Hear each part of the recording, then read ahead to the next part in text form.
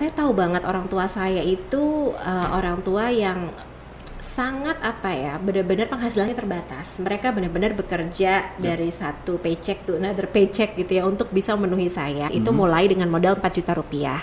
Tapi to be honest, saya dari kecil tuh emang suka nabung. Saya suka jualan. Saya minum obat dari psikiater ya, karena itu pressure-nya luar biasa besar banget. Dan itu saya lagi juga berurusan dengan polisi, bareskrim, pengadilan. Dan saya sempat marah banget ke Tuhan. Saya bilang, ya Tuhan, kenapa kamu memberikan saya cobaan itu kok bertubi-tubi? Orang tuh biasa dapat masalah satu. Ini kenapa saya dapat masalah kok semua dijadiin satu dalam satu waktu? Oke, you're not fair. I'm not that strong gitu kan. Dan itu benar-benar ada satu di masa saya benar-benar nggak berani tidur di kamar. Masa tidur tuh di sofa dan tiap pagi jam 9 pagi saya tuh teriak-teriak kayak orang gila.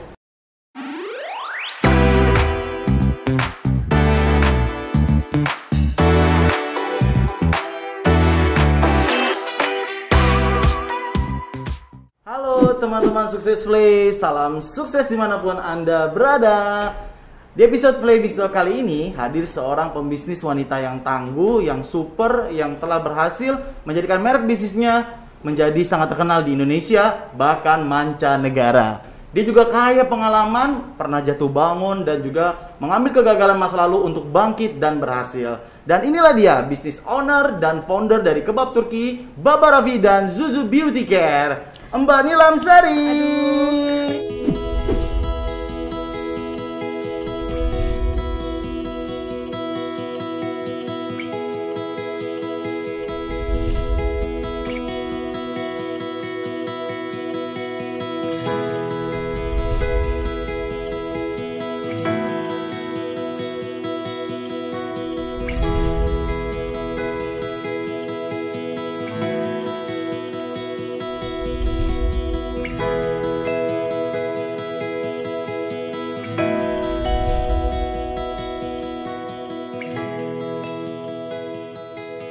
Banyak masa diundang. Terima kasih banyak juga Mbak sudah hadir di dalam acara Play Bisto kali ini, bincang bisnis bersama Play.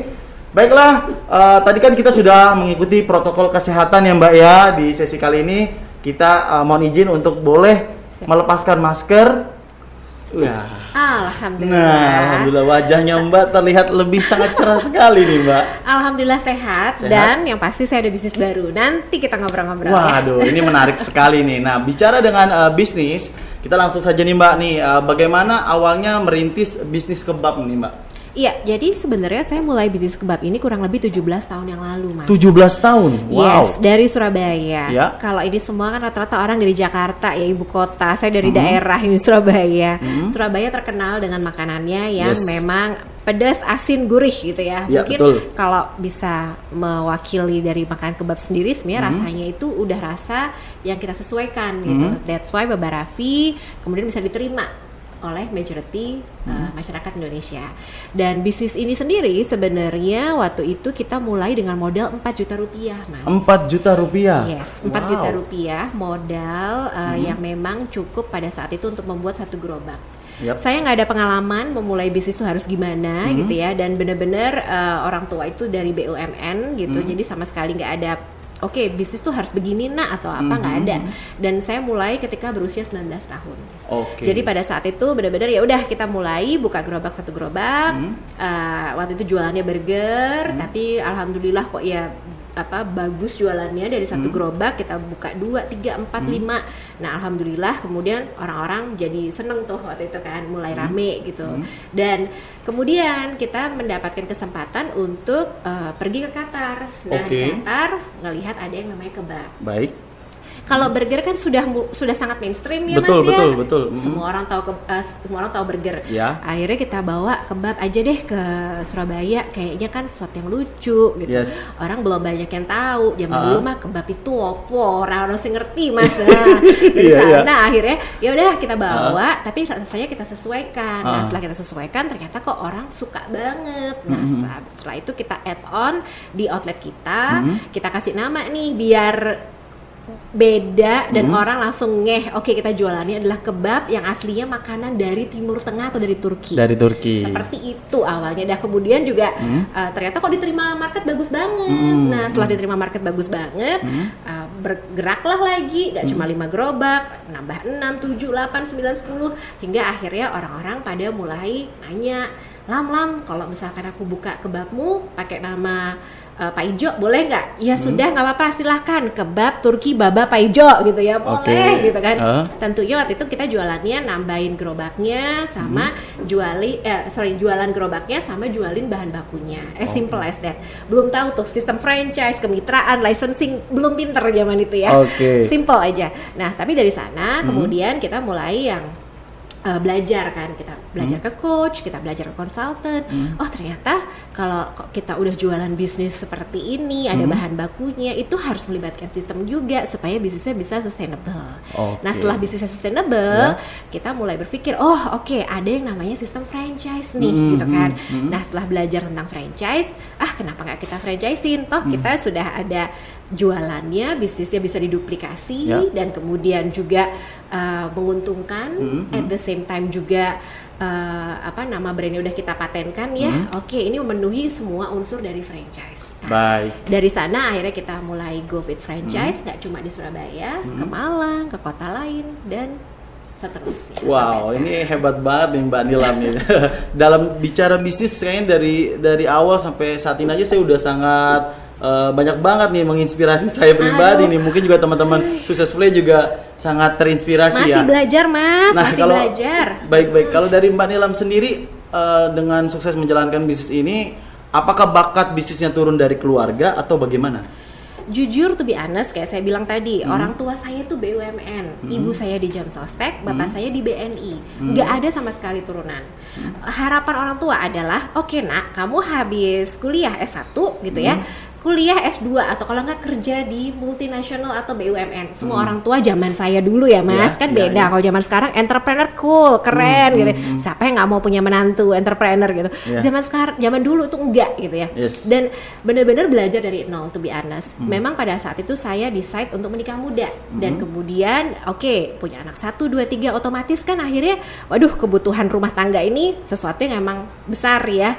Dan memutuskan udah menikah nggak boleh dong Mas, kita yang namanya minta ke orang tua lagi, pantang ya, kalau bagi saya pantang. Dan akhirnya ya udah, dari sana kita harus terjun gimana caranya mencoba untuk mencari uang, dan pada saat itu saya belum even lulus kuliah. That's why ya udah, ayo gimana caranya, mulai dari sesuatu yang kecil, resikonya benar-benar diminimalisir. Tapi ketika resiko diminimalisir, otomatis kita juga memikirkan bagaimana untuk duplikasinya dengan cepat. Dari sana jujur orang tua sangat very supportive ya, dan I think that's the best thing that I can ever have gitu ya, from my family, dan mereka benar-benar yang mendukung. Nah baik, Mbak Nilam, seandainya pastikan orang tua Mbak Nilam Sari menonton nih, apa yang ingin dikatakan oleh pada papa dan mama mungkin? Oh my god, kebetulan maaf, mama saya udah meninggal. Jadi iya, mungkin banyak hal yang pengen saya sampaikan ya, tapi memang saya pengen menyampaikan mungkin terima kasih untuk semua support system yang diberikan selama ini. Saya tahu juga karena pada saat itu saya menikah muda, kemudian saya drop out. Saya ini termasuk anak nakal Mas, ini drop out dari kuliah gitu ya, padahal kuliahnya negeri gitu ya. Jadi orang tua saya kayak waktu itu kayak kecewa gitu ya, harapannya tuh kayak, aduh kamu mau ya selesai kuliah dulu kek gitu kan, bisnis tuh nanti atau gimana, dan bisnis tidak pernah ada dalam gambaran keluarga gitu ya.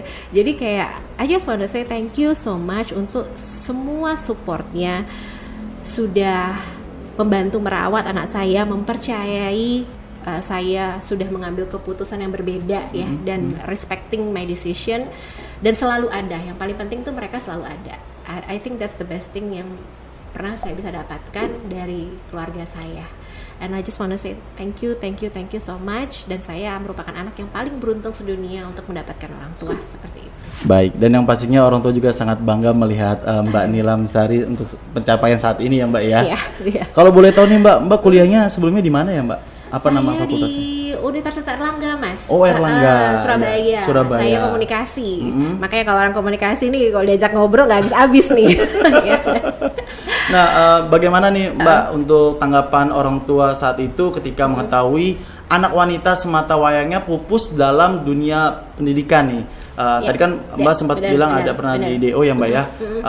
Padahal kita yakin sendiri orang tua mengutamakan pendidikan. Nah, seperti apa tanggapannya Mbak? Iya, saya tahu banget orang tua saya itu orang tua yang sangat benar-benar penghasilannya terbatas. Mereka benar-benar bekerja dari satu paycheck to another paycheck gitu ya untuk bisa memenuhi saya. Dan saya merasa telah mengecewakan mereka pada saat itu, to be honest. Tapi saya juga sudah mengambil keputusan untuk menikah muda. Otomatis ketika saya mempunyai keluarga, yang saya harus dahulukan adalah keluarga. Saya rasa pada saat itu adalah matters of priorities. Dan ada bisnis, keluarga, sekolah. Mungkin yang akhirnya harus saya prioritaskan pada saat itu adalah mencari nafkah dan kemudian untuk mengurus keluarga dulu.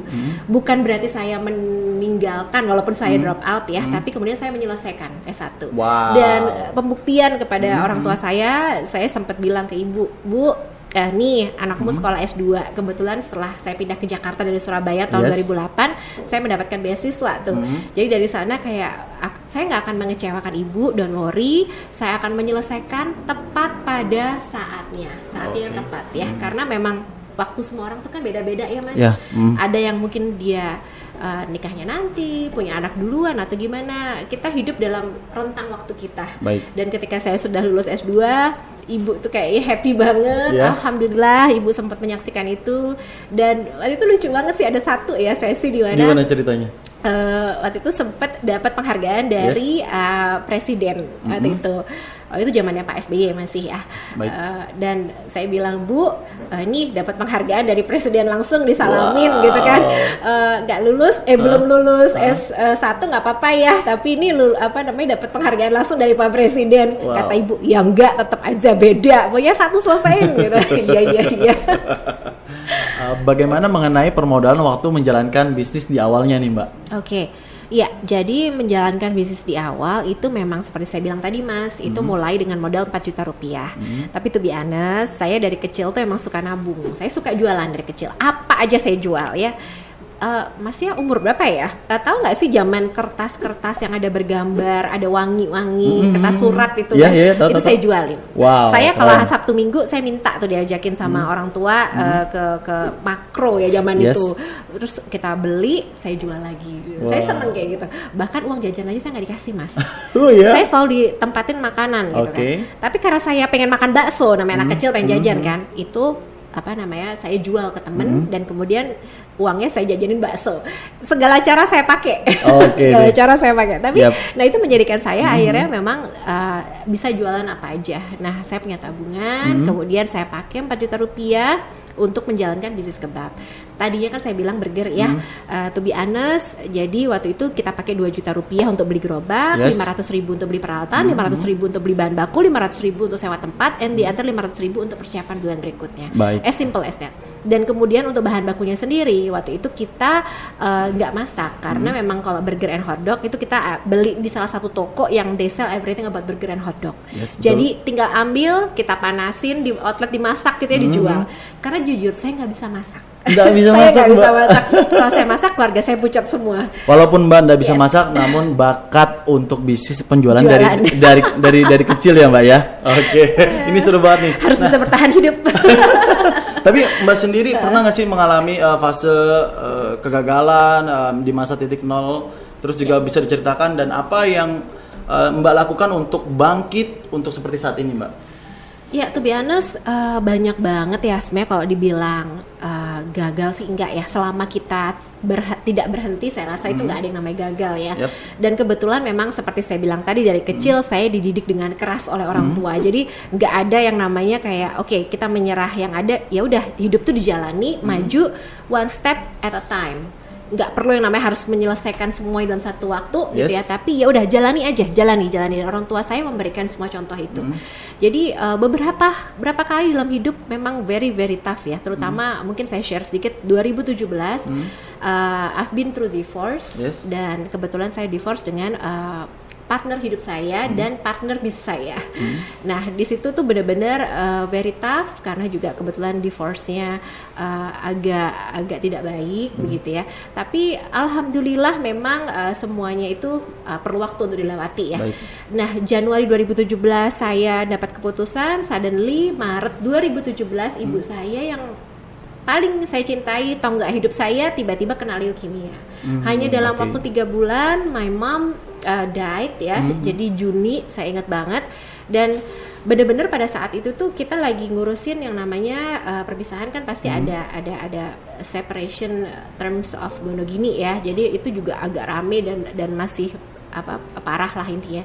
Dan pada saat itu juga akhirnya saya harus karena memang kantornya akhirnya dibagi 2 based on area.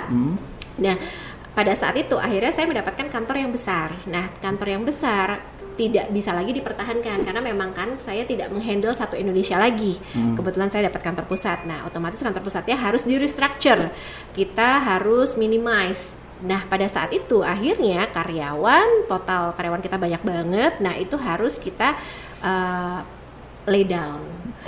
Kurang lebih 300-an orang. Baik. Dan saat lay down itu benar-benar ketika my mom died. Besoknya saya makamkan dan besoknya lagi saya datang ke kantor dan harus meng-cut off 350 karyawan. Itu benar-benar saya minum obat dari psikiater ya karena itu pressure-nya luar biasa besar banget dan itu saya lagi juga berurusan dengan polisi, bareskrim, pengadilan dan banyak kan emang namanya kita kalau lagi dalam masalah itu kan banyak banget ya kadang itu kita attract juga another masalah pada saat itu dan memang harus satu-satu diberesin gitu ya dan itu udah kayak nggak bisa mikir deh udah bener-bener kepala tuh udah hang tapi ketika menghadapi itu udah nggak bisa nangis nggak bisa ketawa muka datar aja and at the same time juga pada saat itu tuh kayak belum sempat berduka terhadap ibu yang meninggal jadi bener-bener yang chaos everything is chaos. Baik. Yes. Jadi sempat frustasi juga ya Mbak ya. Nah kalau itu bagaimana cara memanage emosional dan psikis pada saat kejadian itu tersebut Mbak? Alhamdulillah saya selalu percaya apa yang digariskan Tuhan ya. Pasti itu ada jalan keluarnya. Nggak mudah memang. Dan saya sempat marah banget ke Tuhan. Saya bilang ya Tuhan kenapa kamu memberikan saya cobaan itu kok bertubi-tubi? Orang tuh biasa nego, namanya pengusaha kadang sama Tuhan nego juga. Ya Tuhan, orang tuh biasa dapat masalah satu. Ini kenapa saya dapat masalah kok semua dijadiin satu dalam satu waktu? Oke, you're not fair, I'm not that strong gitu kan.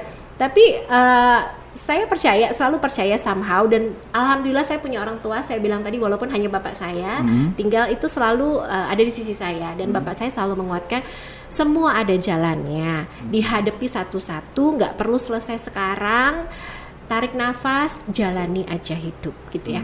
Dan itu benar-benar ada satu di masa saya benar-benar nggak berani tidur di kamar, masa tidur tuh di sofa dan tiap pagi jam 9 pagi saya tuh teriak-teriak kayak orang gila. Karena udah nggak ngerti lagi mana yang harus selesaikan duluan dan kita belum sempat berduka terhadap divorce, my mom died dan begitu banyak masalah kan ada polisi, ada ini, ada apa, ada bareskrim, ada pengadilan. Jadi kayak God, I'm not that strong.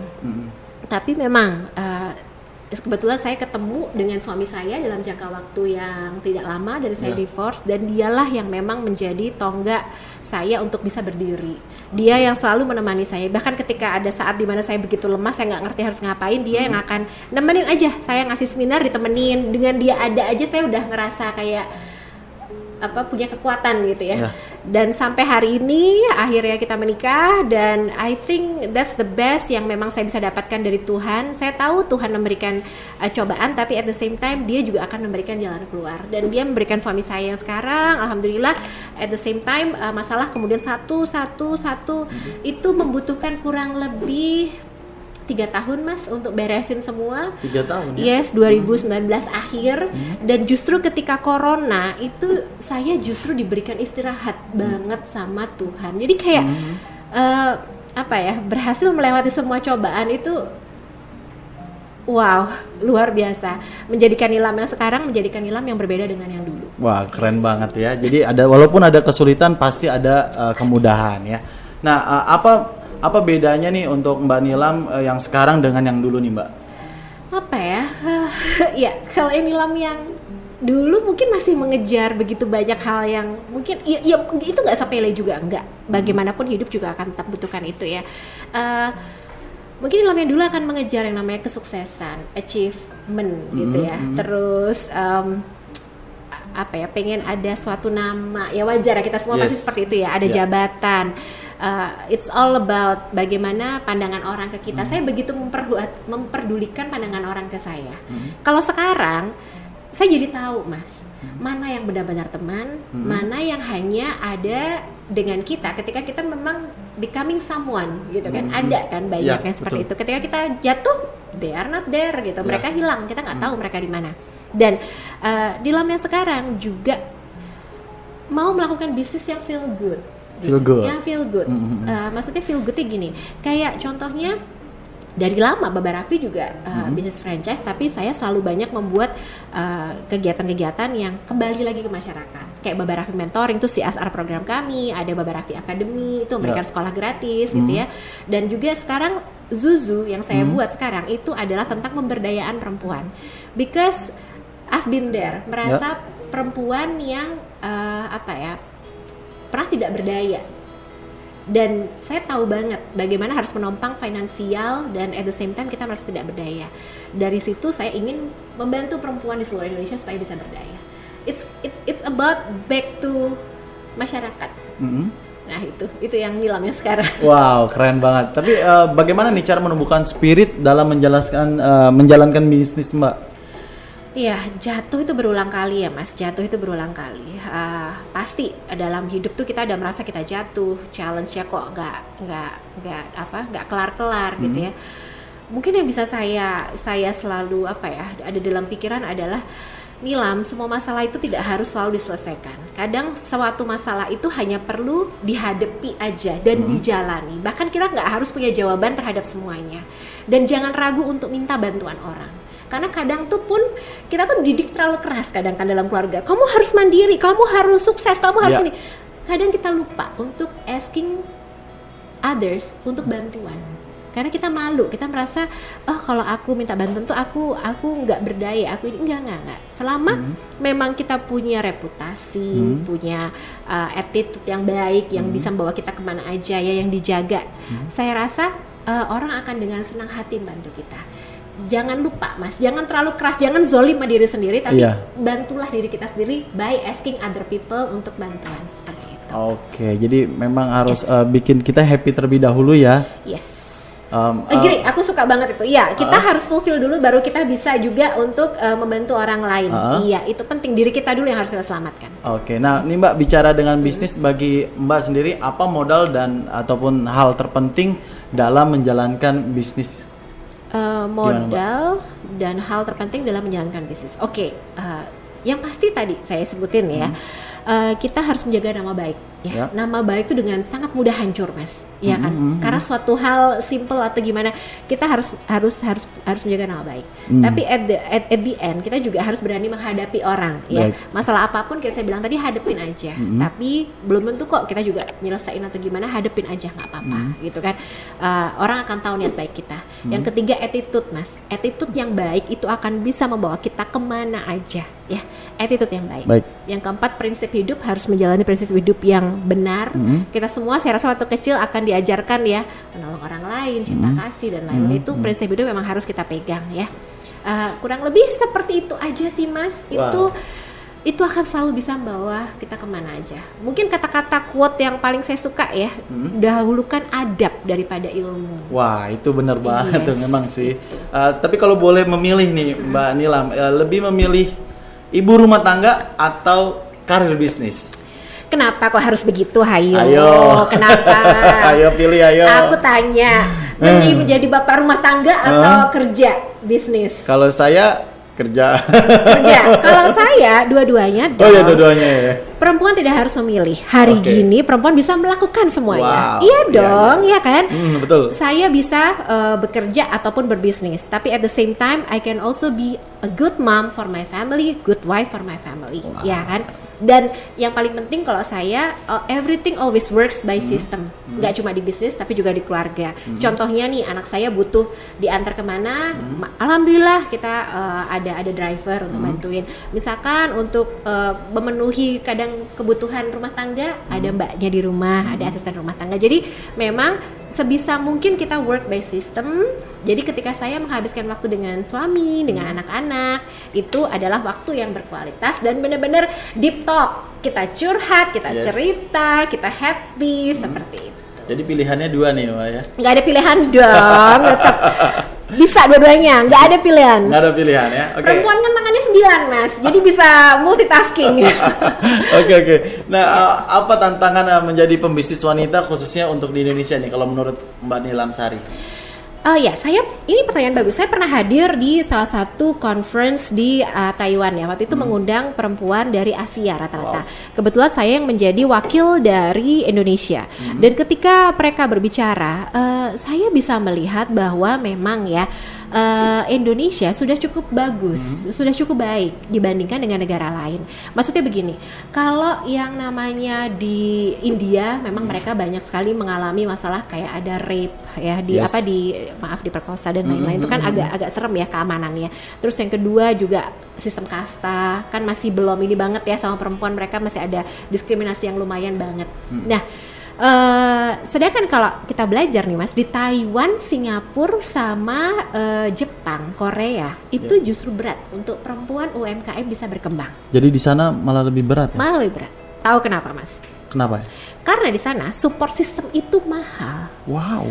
Jadi mereka punya bisnis nih, ngelahirkan anak hamil, yang ada mereka harus ngurusin bayinya jadi ibu rumah tangga, at the same time masih harus ngurusin bisnisnya. Nggak ada yang kuat Mas, berat kan, ya kan. Orang perempuan habis melahirkan kan perlu dibantu ya. Yes, betul. Nah, kalau di Indonesia support system itu masih bisa Mas kita dapatkan dengan harga yang masuk akal gitu kan, maksudnya affordable lah gitu kan.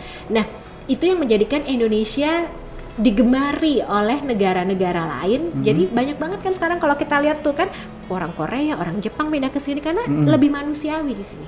Dan iklim bisnis Indonesia ini lagi berkembang pesat dan itu bagus banget. Tapi bukan berarti Indonesia sudah bagus ya. Menurut saya we could do better. Contohnya kayak di tatanan politik Mas, perempuan tuh masih sedikit. Ya betul. Ya kan? Ya. Perempuan sebagai CEO nggak banyak Mas. Nggak banyak. Dan belum ada perkumpulan yang benar-benar perempuan sebagai CEO. Saya ada, sampai akhirnya saya buat nih. Oke. CEO perempuan grup. Kita suka curhat tuh. Kalau bedanya kalau laki-laki apa Mas sama perempuan? Kalau pengusaha ketemu ngapain? Kalau laki-laki kan gini. Piye bro kabare? Bagus. Bisnis gimana? Bagus. Aman. Hidup gimana? Aman ya. Betul. Nah, terus ngapain gitu ketemu? Iya toh, kalau laki-laki kan jaim. Iya, jaim betul. Kalau perempuan enggak, mau kita curhat segala macam curhatin. Tapi dari situ justru ketemu solusinya. Coba deh, misalkan nih masalah bantu gitu ya. Agen ini dia ada nih nyulurin bantu. Wah, alhamdulillah ya aku anakku bisa keurus nih kalau gini. Atau kalau enggak, aduh gua enggak nemu supplier nih, yang kemarin suppliernya begini. Oh, coba deh supplier. Kalau kita perempuan begitu, Mas. Ya kan? Jadi by curhat puas kan udah lega nih. Kita saling menolong. Contohnya lagi Mas, hak cuti untuk haid. Nah, perempuan kan emang beda ya. Anatomi kita beda. Kalau bisa diberikan itu ada peraturan yang bagus dari government, saya rasa itu akan sangat membantu. Hari gini juga bukan masalah jam kerja banget ya. It's all about productivity kan. Jadi dan semua bisa dilakukan dari rumah kan. Sekarang juga ada namanya WFH, internet juga udah bagus, konektivitas bagus. Saya rasa itu yang memang lagi kita perjuangkan juga. Indonesia could do better, lebih ramah untuk perempuan. Berarti memang bisa dikatakan bahwa menjadi pembisnis wanita itu sudah tidak susah lagi ya Mbak ya di Indonesia ya Mbak ya? Iya, lebih friendly. Baik Mbak, sekarang kan Mbak ini udah sangat sukses nih ataupun juga berhasil nih. Apakah masih ada hal yang lain yang ingin dicapai Mbak? Silakan. Nah, itu pertanyaan bagus. Hal lain yang ingin dicapai gitu ya. Saya ingin banget seperti saya bilang tadi, creating bisnis yang memang bisa benar-benar mengempower others. That's why saya meng-create Juzu tadi. Jadi harapan saya adalah ke depan bagaimana menciptakan bisnis yang memang bisa mensupport orang lain, terutama perempuan ya. Concern saya tentang perempuan, empowerment, dan juga bagaimana kita bisa menaikkan standar finansial dan kita bisa berdiri di kaki sendiri untuk perempuan. Itu saya rasa mungkin target saya ke depan gitu ya, dan karena memang kebetulan kemarin saya sudah ada pabrik gitu ya, dan untuk skincare dan itu growth-nya luar biasa bagus. Jadi harapan saya adalah dari saya punya pengalaman di pabrik sekarang masuk ke dunia retail, dan kemarin juga dari Baba Raffi sudah ada pengalaman untuk distributor, franchise, master franchise, itu kan hampir sama ya, licensing. Harapan saya mudah-mudahan ini bisa berkembang dengan pesat. Oke, Mbak, bicara tadi sudah ada pabrik, berarti kan Mbak sudah sangat profesional nih, Mbak ya. Nah, apalagi kalau di saat ini kan bicara bisnis tuh ada banyak nih yang muda-muda nih bermunculan nih.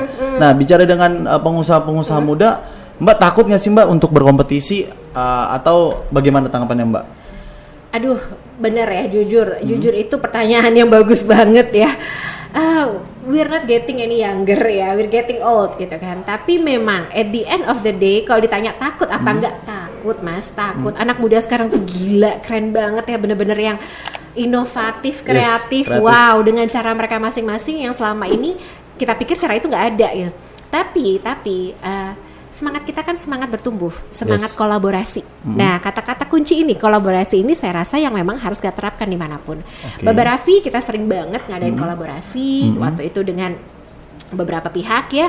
Nah, sekarang kita harapkan juga Zuzu nanti bisa berkolaborasi juga, karena sekarang ini zamannya adalah kalau kita tukeran market kita dan brand kita dijadikan satu untuk doing something one goal, hasilnya akan lebih bagus Mas, dan lebih tertarget, dan hasilnya nggak akan disangka-sangka.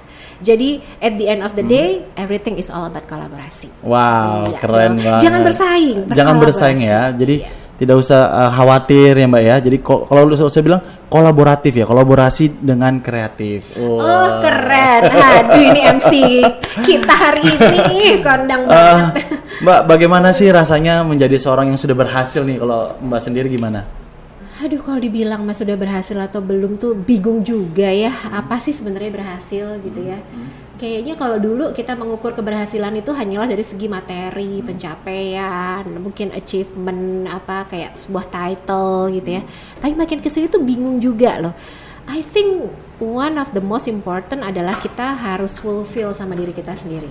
Kalau kita nggak tahu target tujuan kita, hidup kita apa, kita akan selalu merasa kurang. Dan kita akan selalu ngawur menembak ke segala arah. Padahal kita harus ada satu tujuan yang memang kita tuju. Nah, pertanyaan itu mungkin yang harus dijawab oleh masing-masing ya. Apa sih tujuan hidup kita? Once kita tahu dan once kita mengejar ke arah sana, kalau memang kita sudah berdamai dengan diri kita ya kan, dan sudah pernah mencapai hidup kita, apa tujuan goalsnya, saya rasa kita semua akan feel content and fulfill and happy. Oke, jadi memang tergantung dari diri kita sendiri dulu ya untuk berdamai terlebih dahulu. Berdamai itu sulit loh Mas, sulit sekali. Nah, kalau untuk masalah bisnis lagi nih Mbak, boleh dong minta tipsnya nih untuk sebagai pemula, khususnya untuk wanita Indonesia yang saat ini akan ataupun sedang menjalankan bisnisnya. Sesuai dengan pernyataanmu tadi Mas, perempuan tidak harus memilih. Kita bisa menjadi ibu rumah tangga dan kita bisa menjadi pebisnis ataupun wanita karir, ya kan? At the end of the day, alangkah bagusnya kalau dalam sebuah keluarga itu ada dua kaki gitu ya. Dan kalau memang kita mau menjadi ke arah pebisnis ataupun ke arah karir ya, mungkin yang pertama adalah mencari komunitas yang memang sama-sama suportif terhadap mimpi kita, ya kan? Karena kadang Mas, jujur yang saling ataupun yang paling pedes suka mengkritisi perempuan itu adalah perempuan lainnya. Perempuan lainnya. Jadi kita harus cari memang komunitas yang sangat suportif ya. Yang kedua, being persistent. Karena dalam hidup masalah itu selalu ada, challenge itu selalu ada. Tapi yang paling penting kita bukan mau lari cepat, kita maunya lari dalam jangka waktu panjang, ya kan? Dan yang ketiga, jangan lupa untuk enjoying the process, karena hidup tuh bukan masalah hasil, tapi prosesnya juga harus dinikmati. Wow, super sekali nih, keren banget loh Mbak. Scan barcode ini jika ingin tahu lebih lanjut mengenai bisnis ini. Kami akan menghubungi Anda dengan brand owners. Jika Anda suka channel ini, jangan lupa untuk subscribe, like, share, dan aktifkan notifikasinya. Fly Business akan hadir dengan banyak video mengenai kewirausahaan yang sangat berguna untuk Anda. Fly Business ini dipersembahkan oleh Panorama Media.